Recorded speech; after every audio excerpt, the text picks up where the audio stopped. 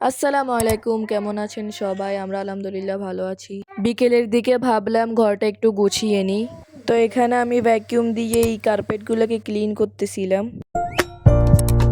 তো এখানে বিকেলের দিকে কলা, আনার, সিরা, দুধ আর ইয়গার্ট দিয়ে একটা ডেজার্ট বানিয়েছিলাম। পরে বোনের সাথে একটু খেলা করলাম। তো সন্ধ্যায় ময়দা আর পানির মিশ্রণটাকে বোতলে ঢুকিয়ে এরকমভাবে তেলের মধ্যে ভাজি করতেছিলাম।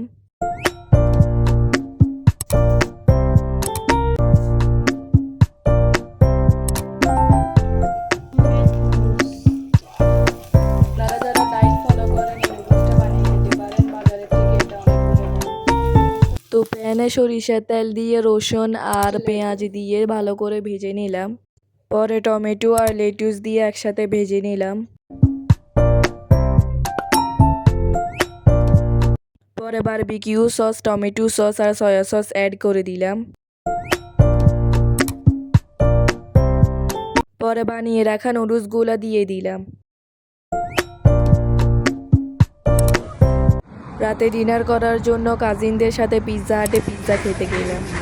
সাথে সাগর পাড়ও ছিল, তো ওখানে আমরা ঘোরাফেরা খেলাধুলা করলাম।